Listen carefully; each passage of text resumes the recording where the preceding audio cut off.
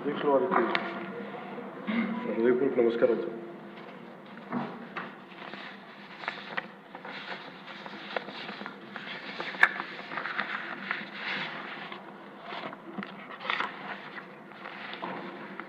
Governor గారి ప్రసంగానికి ధన్యవాదాలు చెప్తూ ప్రవేశపెట్టిన తీర్మానాన్ని జనసేన పార్టీ తరఫు నుంచి నేను కూడా బలపరుస్తున్నాను అధ్యక్ష. ఆద్యంతం గవర్నర్ గారు ప్రసంగ పాఠంలో చాలా కీలకమైన నాకు 3 అనిపించినాయి. ఒకటి, మనం వారసత్వంగా ఏమొచ్చింది, మనకి ఏం ఆశించబోతున్నాం, భవిష్యత్తులో ఎలాంటిదా ఆశించబోతున్నాం, కలెక్టివ్గా మనందరం కలిసి ఈ రాష్ట్రాన్ని ఈ కూటమి ద్వారా ఎలా ముందుకు తీసుకెళ్ళాలి అనేది 3 చాలా స్పష్టంగా చెప్పారు. గవర్నర్ గారి ప్రసంగంలో చాలా ప్రత్యేకించి చెప్పింది ముందస్తుగా ఆంధ్రప్రదేశ్ రాష్ట్రం ఏర్పడటానికి పొట్టి శ్రీరాములు గారి త్యాగ ఫలితం, తద్వారా భాషా ప్రయుక్త రాష్ట్రాలే ఏర్పాటు కావటం. అలాగే దానికి ఇంకొకటి నాకు అనిపిస్తుంది అధ్యక్ష, పింగళ వెంకయ్య గారు కూడా అంటే ముఖ్యంగా ఆంధ్రప్రదేశ్ నుంచి వచ్చిన పొట్టి శ్రీరాములు గారు కానీ, మువ్వెన్నెల జెండాను రూపొందించిన పింగళ వెంకయ్య గారు కానీ దేశాన్ని ప్రభావితం చేసే స్థాయి వ్యక్తులు. ఒకరి త్యాగం వల్ల భాషా ప్రయుక్త రాష్ట్రాలు ఏర్పడితే ఇంకొకరి రూపకల్పన వల్ల దేశానికి జెండా వచ్చింది. ఇలాంటి గొప్ప మహానుభావులు పుట్టిన నేల. దామోదరం సంజీవి గారు లాంటి మహానుభావులు సంస్కరణలు తీసుకోవాలి, అలాంటి వారు గొప్ప సంస్కరణలు తీసుకొచ్చిన నేల ఇది. పివి నరసింహారావు గారు, అలాగే శ్రీ ఎన్టీ రామారావు గారు, వీరందరి పరంపరలో ఎప్పుడు ఆంధ్రప్రదేశ్ ముందుకెళ్తూనే ఉంది. అలాగే ఈరోజు ముఖ్యమంత్రి వారి గౌరవ ముఖ్యమంత్రి శ్రీ చంద్రబాబు నాయుడు గారు లేరు, వారి గురించి కూడా చెప్పాల్సి ఈ సందర్భంలో. ఆంధ్రప్రదేశ్కి ఎవరన్నా రావాలి అనుకుంటే ముందస్తుగా చంద్రబాబు గారు పాలన స్టార్ట్ చేసినప్పుడు, ఆయన ముఖ్యమంత్రిగా ఉన్నప్పుడు ప్రతి ఒక్కరూ మేము వచ్చి ఆంధ్రప్రదేశ్కి వచ్చి పని చేయాలి, ప్రతి ఐఏఎస్ అధికారి, ప్రతి ఐపీఎస్ అధికారి తపన పడేవారని నాకు ఢిల్లీలో చాలామంది ఐఏఎస్ అధికారులు చెప్పారు. అలాంటి అద్భుతమైన పాలన, ఛాలెంజెస్ని అధిగమించి ఆంధ్రప్రదేశ్ని అభివృద్ధి దిశగా తీసుకెళ్లారు.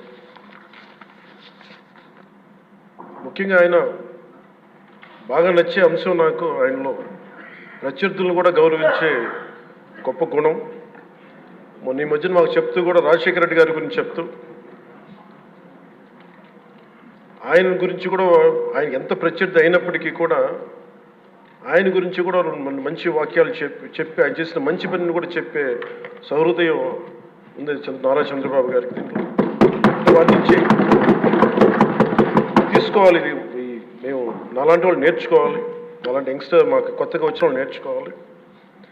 అలాగే కర్నూలు 1953లో కర్నూలు రాజధానిగా వచ్చింది. ఎప్పుడు మనకి ఇన్ని సంవత్సరాలుగా, ఇన్ని దశాబ్దాలుగా ఇంకా కొట్టుకుంటూనే ఉన్నాం.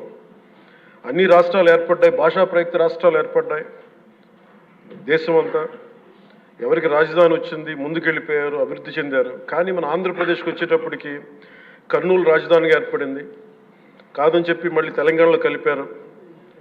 కొన్ని దశాబ్దాల తర్వాత మళ్ళీ విభజన జరిగింది, మళ్ళీ రాజధాని కోసం ఎత్తుక్కుంటూనే వచ్చాం.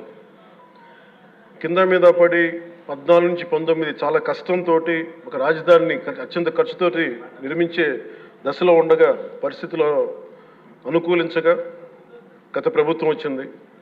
వాళ్ళు 3 రాజధానులు తీసుకొచ్చారు. ఎప్పుడు కూడా ఇన్ని సంవత్సరాలుగా, ఇన్ని దశాబ్దాలుగా మనకు స్థిరమైన రాజధాని అనేది ఒకటి లేదు. అది బేసిక్గా అది కేంద్ర బిందు ఒక అభివృద్ధికి, ఒక రాష్ట్రానికి. ఈసారి మటుకు చంద్రబాబు గారి ఆధ్వర్యంలో, గౌరవ ముఖ్యమంత్రి చంద్రబాబు గారి ఆధ్వర్యంలో ఇంకెప్పటికీ భవిష్యత్తు తరాలు ఇంకెప్పుడు ఏది రాజధాని, ఒక రాజధాని 2 కాకుండా అమరావతి రాజధానిగా ఉండాలి, దాన్ని ముందుకు తీసుకెళ్ళాలి. దానికి మేమందరం సహకరిస్తామని ఈ సందర్భంగా మీకు తెలియజేసుకున్నాం అధ్యక్ష. అలాగే మనం వారసత్వంగా వచ్చింది మనం పొట్టి శ్రీరాములు గారి దగ్గర నుంచి, పింగళి వెంకయ్య గారి దగ్గర నుంచి మువ్వెన్నెల జెండా, భాషా ప్రయుక్త రాష్ట్రాలు వస్తే చెడు కూడా అట్లాగే మనం వచ్చింది అధ్యక్ష. మనకి గత ప్రభుత్వం మనకు అందించింది కీలకమైన పోలవరాన్ని పూర్తి చేయకపోవటం, సకాలంలో పోలీసులకు కానీ మిగతా ఉద్యోగులకు కానీ జీతభత్యాలు ఇవ్వలేకపోవటం, అన్ని డిపార్ట్మెంట్స్లో నిధులు మళ్లింపు, కనీస రోడ్లు కానీ బ్రిడ్జెస్ కానీ మౌలిక సదుపాయాలు లేకుండా చేయటం, రివర్స్ టెండరింగ్ అని కానీ, వ్యవస్థలను నిర్వీర్యం చేయటం, సహజ వనరుల దోపిడీ, ఎర్రచందనం దోపిడీ, ఋషికొండ ఇలాంటి వైజాగ్లో ఎర్రమట్టి దిబ్బల్ని అడ్డగోలుగా నాశనం చేసేయటం, మద్యం ద్వారా కూర్చోబెట్టి అరాచకాలు చేయటం, పెట్టుబడులు వద్దామని ఎవరైనా వస్తుంటే వాళ్ళు భయపెట్టేసి రివర్స్ టెండరింగ్ అని చెప్పి వారిని పారిపోయేలా చేయటం పారిశ్రామికవేత్తలని. ఇది మనం